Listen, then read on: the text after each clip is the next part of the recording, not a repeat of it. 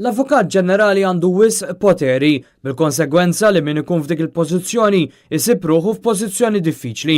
Iddikjara dan il-Prim Imħallef Joseph Azzopardi waqt laqgħa li kellu f'Settembru ma' grupp ta' membri parlamentari Ewropej li kienu ġew f'pajjiżna fuq missjoni biex jinvestigaw is-saltna tad-dritt f'Malta. Fir-rapport tagħhom ippubblikat fl-aħħar jiem, l-MPs fost oħrajn jappellaw biex ir-rapport sħiħ tal-inkjesta Egrant ikun ippubblikat, xi ħaġa li l-Partit Nazzjonalista ilu jisħaq li għandha ssir. Sissa huma biss il-Prim Ministru, il-Ministru Owen Bonnici u membri oħra tal-Partit Laburista li għandhom f'idejhom il-kopja tar-rapport. F'Lulju l-Prim Ministru Joseph Muscat kien wiegħed li se jippubblika r-rapport sħiħ tal-inkjesta, iżda sissa naqas milli jagħmel dan.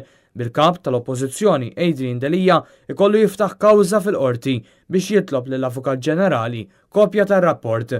Iżda l-Avukat Ġenerali qed ikompli jirreżisti t-talba tal-pubblikazzjoni tar-rapport sħiħ tant li anke lid-delegazzjoni ta' MPs għalilhom li l-pubbliku ġie sodisfat meta ppubblika biss il-konklużjonijiet.